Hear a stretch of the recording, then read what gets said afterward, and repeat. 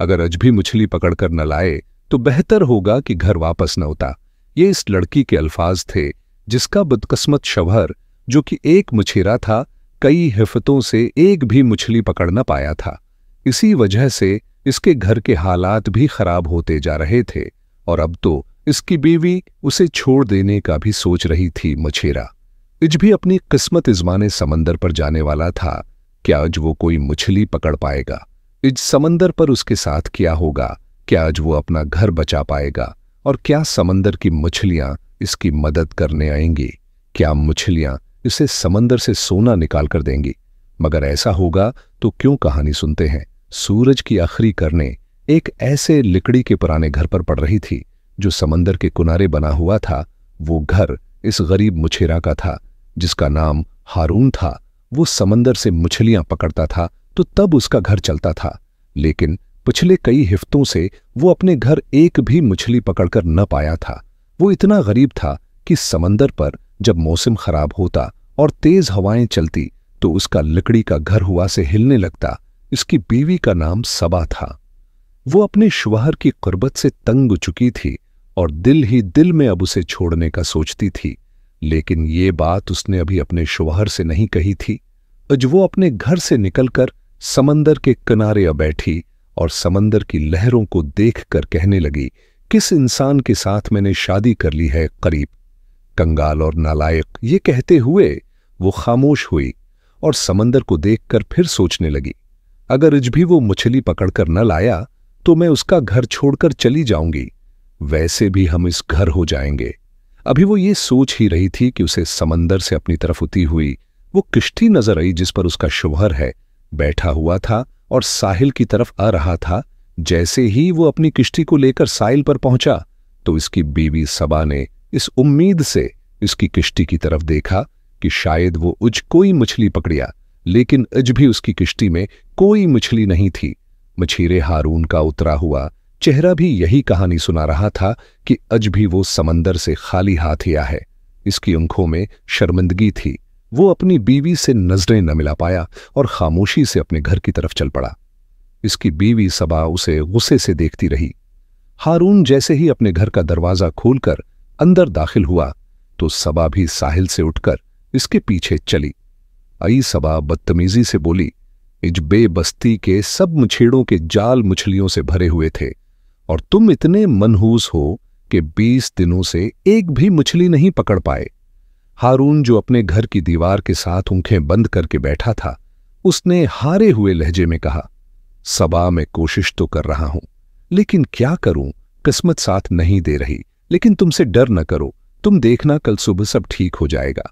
जबान उसे धमकी देते हुए कहा, तुम मेरी बात कान खोलकर सुनो, अगर कल भी तुम कोई मछली न पकड़ पाए तो मैं हमेशा हमेशा के लिए तुम्हें छोड़कर अपने माँ बाप के घर चली जाऊंगी। ये कहकर वो बुरा सा मुना बनाकर बर्तनों के पास हो बैठी। शायद वो अपने शौहर से खाने की चीजें छिपाना चाहती थी। मुझे रहा हूं, बोला। सबा, मुझे पता है तुम मुझे छोड़कर कभी नहीं जाओगी। सबा ने कोई जवाब न दिया तो हारून फिर बोला, मुझे बहुत भूख लगी है, मैंने सुबह से कुछ भी नहीं खाया। हारून ने कहा कि मैंने कुछ खाने के लिए कुछ दे दो। सबा गुस्से से बोली, कहां से? तो तुम्हें खाना कुछ कमा कर लाए होते तो आज मिल भी जाता। मैं तो खुद तुम्हारी वजह से भूखी हूं और वो भी सुबह से। तुम्हारे साथ रहने से बेहतर है मैं अपने घर वापस चली जाऊं या फिर समंदर में कूद कर अपनी जान दे दूं। हारून ने फौरा सबा की तरफ देखा और फिर उसके लिए किसी हमसाए से रोटी मांगने घर से बाहर निकल। या बाहर अब रात थी। समंदर की तेज हवा हारून से यूं टुकरा रही थी जैसे गुर्बत उसके घर के दरवाजे से टुकरा रही थी। हारून के घर से निकलने की देर थी कि जबान ने मिट्टी के बर्तन में छुपाया हुआ सालन और रोटियां निकाली और जल्दी जल्दी उन्हें खाने लगी। हारून अपनी बस्ती के एक मछेरे शिराज के घर के दरवाजे पर पहुंचा और उसका दरवाजा खटखटाने लगा। शिराज बाहर आया तो हारून कहने लगा, शिराज भाई, वो उस घर में खाने के लिए कुछ नहीं है, क्या आप खाने के लिए कुछ दे सकते हैं? बस्ती के तमाम मछेरे जानते थे कि हारून की किस्मत खराब चल रही है, इसके जाल में कोई मछली नहीं होती। सब इससे दूर हैं रहने लगे थे। इसी वजह से शिराज भी अब इससे मिलना नहीं चाहता था। शिराज नफरत से कहने लगा, घर पर कुछ नहीं है, और हां, अगली बार यहां पर मत आना। हारून को शिराज के घर में पड़ी हुई वो ढेर सारी मछलियां नजर रही थी जिन्हें वो सुबह बाजार में बेचने वाला था। हारून ने उन्हें मछलियों की तरफ इशारा करते हुए शिराज से कहा, अल्लाह ने आपको आज बहुत सारी मछलियां होती हैं, क्या उनमें से अब मुझे कोई एक मछली दे सकते हैं? ये मैं भीख नहीं मांग रहा, मेरा अब से ये उद्धार रहा। मैं जब भी समंदर से कोई मछली पकड़ूंगा तो आपको एक की बजाय 2 मछलियां वापस करूंगा। शिराज गुस्से से बोला, एक मछली पकड़ नहीं सकता तो मुझे 2 मछलियां वापस करेगा? चल हट। हारून शर्मिंदा होते हुए मछेरों की बस्ती के एक और घर की तरफ गया, लेकिन वहां से भी उसे जलील करके निकाल दिया गया। हारून बेबसी के आलम में चलता हुआ समंदर की लहरों के पास आया और लहरों के पास बैठ गया।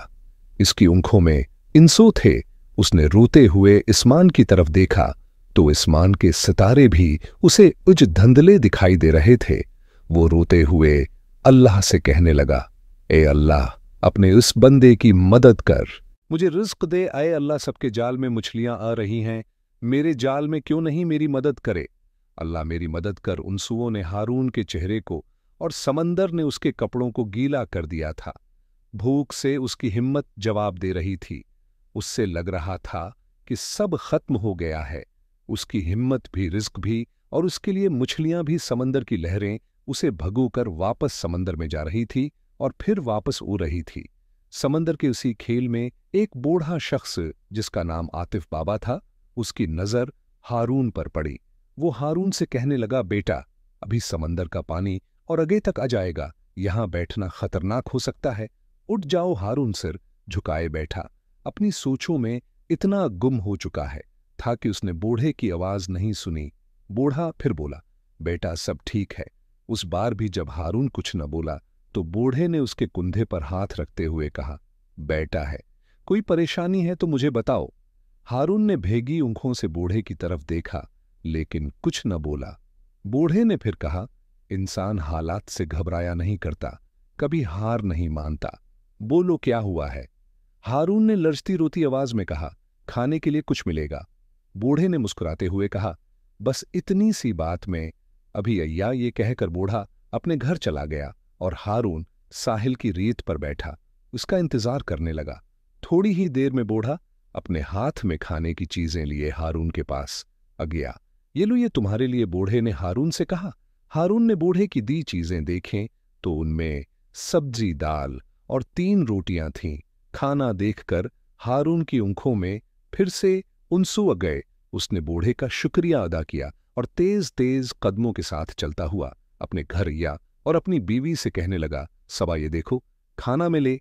या सबा, जो कि पहले ही खाना खा चुकी थी, उसने 3 में से 2 रोटियां और उधे से भी ज्यादा सालन अपने लिए रख लिया और एक रोटी के साथ थोड़ी सी दाल और सब्जी हारून को दे दी। हारून इसमें भी खुश था। खाने के बाद वो जल्दी ही सो गया क्योंकि सुबह सूरज निकलते ही इसने एक बार फिर से मछलियां पकड़ने समंदर पर जाने का सोचा। लहरें ऐसे किनारे से टकरा रही थीं जैसे एक पुराना गीत गा रही हो। इस्मान हल्के गुलाबी रंगों में रंग रहा था, जैसे किसी ने बारिश से पहले का एक खूबसूरत मंजर तस्वीर में कैद कर दिया। हारून अपना घर बचाने, अपनी किस्मत इजमाने सुबह सवेरे ही अपनी किश्ती लेकर निकल गया। वो किश्ती को समंदर के गहरे पानियों पर वहां ले गया जहां वो ऊने से डरता था। इसकी किश्ती की हालत ऐसी नहीं थी कि वो इस समंदरी इलाके में उतार, लेकिन उसने अपनी बीवी सबा की खातिर ये भी कर लिया। इसने सबा की खातिर अपनी जिंदगी खतरे में डाल दी। हारून ने अपना जाल समंदर में फेंका। उसे लग रहा था कि या तो वो कोई न कोई मछली पकड़ लेगा या फिर उसकी किश्ती यहीं डूब जाएगी और शारक मछलियां समंदर में उसे पकड़ लेंगे और खा लेंगी। हारून के दिल पर एक अजीब सा बोझ था। कल रात की सबा की बातें उसे बार बार याद हो रही थी। तुम्हारे साथ रहने से बेहतर है मैं अपने घर वापस चली जाऊं या फिर समंदर में कूदकर अपनी जान दे दो।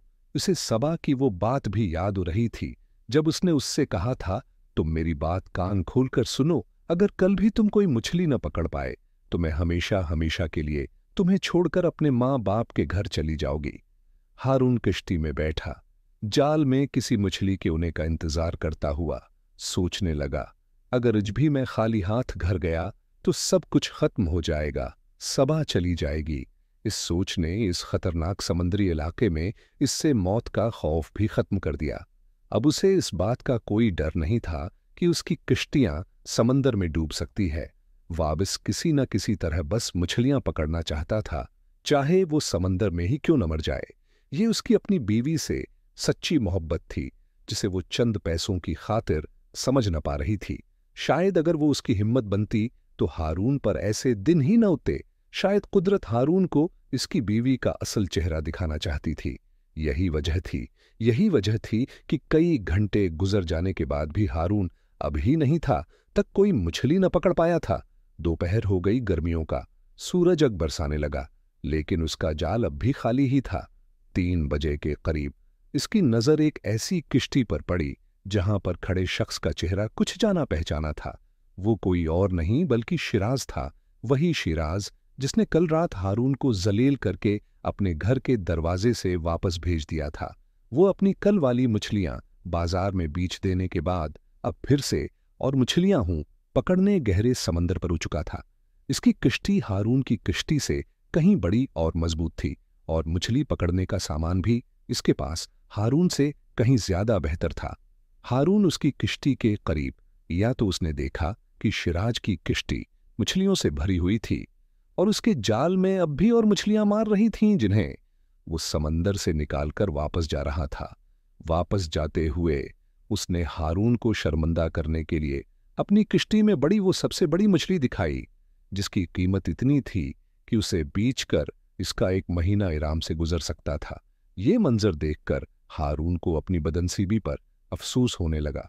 इसे यकीन हो गया कि आज भी वो खाली हाथ ही घर जाएगा। आपको क्या लगता है, हारून के जाल में कोई मछली होएगी या नहीं? अगली वीडियो में हम आपको ये बताएंगे। तब तक के लिए हमारे चैनल को सब्सक्राइब कर दें।